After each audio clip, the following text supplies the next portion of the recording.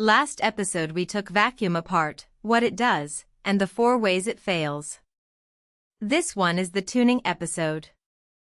7 workload profiles, 1 live server, and the per table settings that actually fix each one. 1 minute of recap, because everything here rests on it. Every update and every delete leaves a dead row version behind. Vacuum reclaims them. Autovacuum decides when, and it uses a single rule: dead tuples must exceed 50 plus 20% of the table's rows. That one default is why every profile in this video breaks in a different way. 20% is far too late for a busy table, and it never triggers at all on a table nobody deletes from. The fix is almost never a global setting. It is per table, and it depends entirely on what the table is for. Profile 1, the hot table. A job queue, a session store, a rate counter. Something small that takes thousands of updates a second. The trap is that it is not big, it is busy, and people size their maintenance by table size. Here is jobs. 30,000 rows, and a worker loop claiming and completing them. Watch the dead tuple count climb while we do nothing else. Now the interesting column, the heap-only tuple counter, next to the total update count. It is close to 0. Every single update is also writing to every index on this table.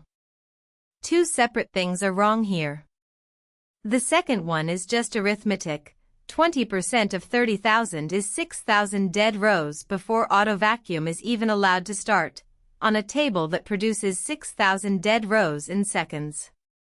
The first one is how the table is packed, and that is worth seeing on the page itself. Look at what that actually means on a single 8 kilobyte page. The page is packed full, so the new row version has nowhere to go and lands on a different page entirely. It moved, so every index has to be told its new address, and the old entry has to be left behind as garbage. Now leave a fifth of that page free. The new version stays on its own page, and the line pointer the indexes already point at is simply redirected to it. The indexes never hear about the update at all. That is a heap-only tuple, and it is why fillfactor is really an index optimization wearing a storage settings clothes. So we fix both, on this table only. Fillfactor 80 leaves a fifth of every page free, so an update that changes no indexed column can stay on its own page. Then scale factor 1%, threshold 1000, and cost delay 0, so the worker for this table never sleeps. Same workload, same duration, after the rewrite. Heap-only tuples are now the large majority of updates. The dead tuple count rises and falls instead of climbing, because Autovacuum is arriving while there are hundreds of dead rows rather than thousands. And the index size, which was growing steadily, is flat. One catch worth knowing: fillfactor only applies to pages written after you set it. That is why the rewrite is in there. Profile 2, nightly batch on an operational table. The workload is ordinary transaction processing all day, and then at 2 in the morning a job repricing, reconciling, or restating touches a large fraction of every row in the table. This is accounts. 800,000 rows, healthy, freshly vacuumed. Here is the nightly job: 1 update, 1 statement, 60% of the table. Notice how long it takes, and now look at the size, before and after. The table just grew by roughly the size of the rows it rewrote, and it will not shrink. Autovacuum will eventually come, because 60% is well over the 20% trigger, but eventually is the problem. It arrives during the morning peak, throttled by cost delay, competing with the traffic that pays for the server. The fix is not a setting, it is a line in the job. The batch knows exactly when it finished making garbage, so it cleans up its own garbage inside the maintenance window, with the throttle off. Vacuum, verbose, analyze, immediately after the update, in the same script.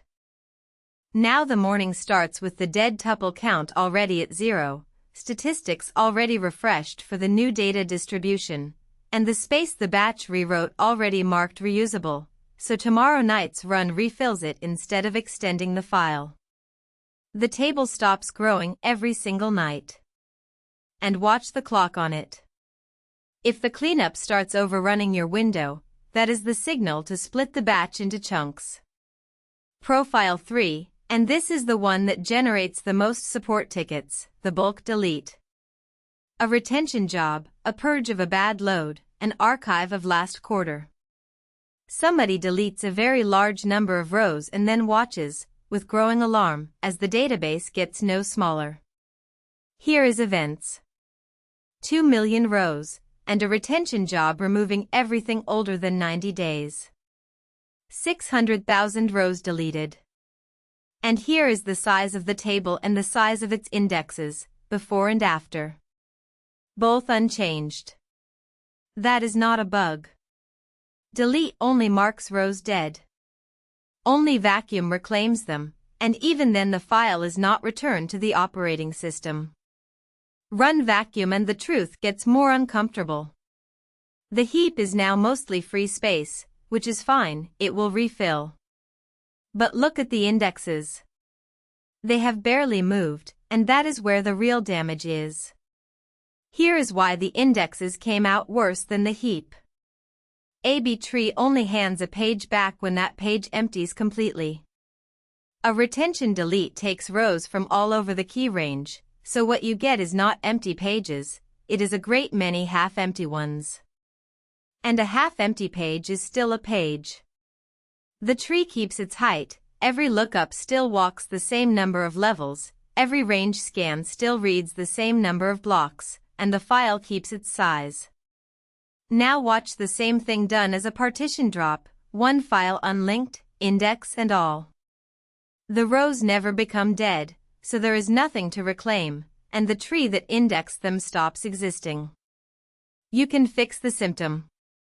Re-index, concurrently, rebuilds each index without an access-exclusive lock. It works, it costs a full rewrite, and you will be doing it again next quarter, because nothing about the workload changed. The actual fix is to stop deleting. This is the same table, partitioned by month. Retention is now, drop the partition.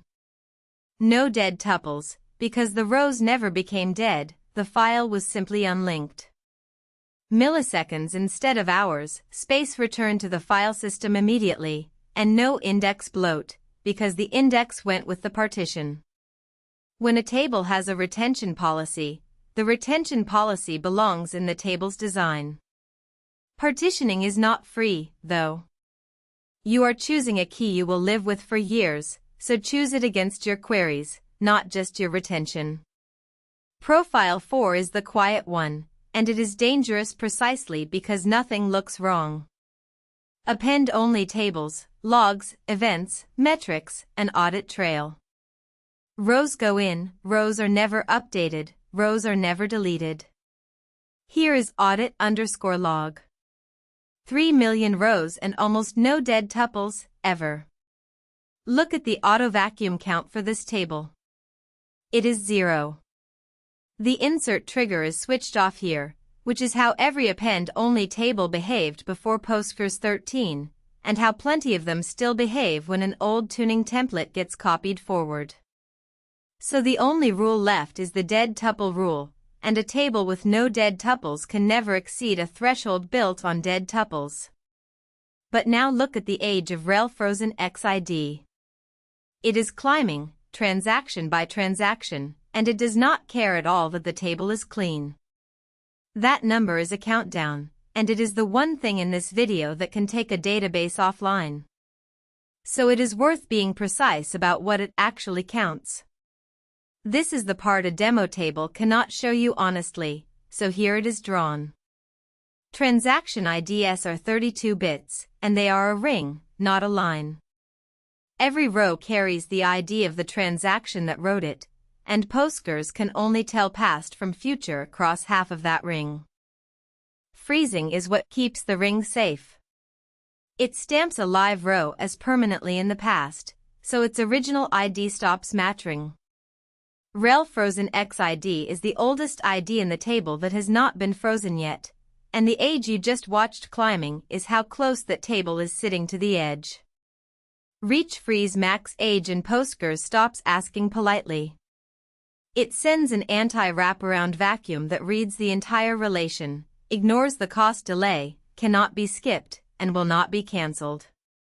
On the 3 million row table you just saw, that is a few seconds. On a 2 terabyte table, it is hours, and it starts whenever the counter says so, which is generally in the middle of your busiest morning. 2 settings fix it, and one of them only exists because this profile is so common. The insert scale factor gives Autovacuum a second trigger based on rows inserted rather than rows killed, so an append-only table gets visited at all. Then a per table freeze max age well below the global one spreads the freezing out into many small runs. Now the same table gets vacuumed on inserts, the frozen age resets in increments instead of accumulating for months, and the visibility map fills in, which is a bonus, makes index-only scans actually work on the table you query the most. Check your version before you reach for that first setting, though. The insert-based trigger only arrived in Postgres 13. Profile 5, Autovacuum is configured, Autovacuum is running, and Autovacuum is losing. This is the one people misdiagnose, because every dashboard says the daemon is healthy. Here is ledger under sustained write load, and here is a worker actively vacuuming it, live, in PG_stat_progress_vacuum. It is working. Now watch the dead tuple count while it works. It is going up. The cause is the cost limit. A worker adds cost for every page it touches, and when it passes the cost limit, 200 by default, it sleeps for the cost delay. That throttle is deliberate, it is what stops maintenance from saturating your disks. But it caps the cleanup rate at a fixed number of pages per second, and if the workload dirties pages faster than that, the gap compounds forever. Here is that rate, measured off the progress view, blocks scanned over elapsed time. There is a second, sneakier limit. 3 workers, cluster-wide, by default, and they share one cost budget between them. 10 busy tables and 3 workers means most of your tables are waiting in line, not being cleaned. So we raise the ceiling, cost limit up, cost delay down to 0 on this table, and more workers, remembering from last episode that max workers is a postmaster setting and needs a restart. Modern storage is not the 1999 disk these defaults were written for. Same workload, same table. The scan rate is now several times higher, the worker finishes the table instead of being lapped by it, and the dead tuple count comes back down to a flat line. The rule to take away, cleanup throughput has to exceed garbage throughput. If it does not, no threshold anywhere will save you. Raise it deliberately, though, and measure. A cost limit high enough to saturate your disks will slow down the workload you were trying to protect. Profile 6 is not a workload, it is a bug in somebody's application, and it defeats every setting in this video. A transaction opens, and stays open. Here is the horizon. One session, idle in transaction, holding a snapshot that is thousands of transactions old. Vacuum may only remove a row version that no possible transaction could still need to see, and this session moves that line backwards for the entire cluster. Watch what that does. Autovacuum runs, on schedule, on the correct table, and reports removing 0 rows, over and over, while the dead tuple count climbs. Perfectly tuned settings, doing nothing at all. The fix is 2 lines. Find the holder by the age of its snapshot, and terminate it. Then stop it happening again with an idle in transaction session timeout, so the server closes what the application forgot. Set it on the server, not in a code review. And it is not only application sessions that do this. An abandoned replication slot, or a standby with hot standby feedback turned on, pins the very same horizon, and is a great deal easier to miss. Profile 7, the load window. A nightly import, a migration, a backfill. Large volumes arriving in a short time, and the thing nobody expects is that a load which inserts nothing can still bloat the table badly. Watch this. 2 million rows copied inside a transaction, and then the transaction rolls back. The row count is unchanged, exactly as promised. The table size is not. 2 million dead row versions, on disk, from an operation that officially did nothing, because rollback does not remove what was written, it only marks it never visible. There is a second cost while the load is running. Autovacuum keeps waking up against the table being loaded, reading pages that are about to change again, competing with the copy for the same disks and getting nothing durable done. So the load window gets treated as a window. Turn Autovacuum off for this table before the load, do the load, then turn it back on and vacuum, analyze explicitly at the end. The daemon stays out of the way while the data is moving, and the cleanup happens once, at full speed, when the table has reached its final shape. For very large loads, take it one step further and drop the indexes first, then rebuild them afterwards. Building an index once beats maintaining it a few million rows at a time. So the pattern across all of them, identify the profile, then set the storage parameters for that table alone. Hot tables need a small scale factor and no cost delay. Batch targets need an explicit vacuum in the job, not a hopeful daemon. Bulk deletes want partitions instead of deletes. Append-only tables need the insert threshold and a lower freeze age. And nothing works at all while one forgotten transaction pins the horizon. Everything you saw ran against one live PostgreSQL server, and every number on screen came off that server. If you liked this content, give us a like and subscribe to the channel for more.